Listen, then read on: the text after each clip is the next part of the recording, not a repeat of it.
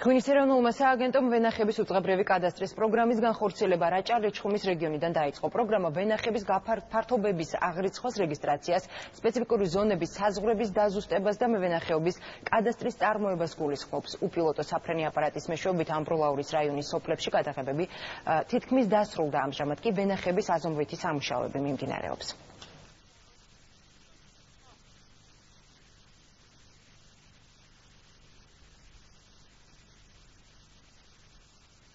მარშრუტებზე, სურათებზე მე ეს ამოცნობილი წერტილი გახლავს, რომ გამოითვალოს ზუსტი კოორდინატები, სიმაღლეები.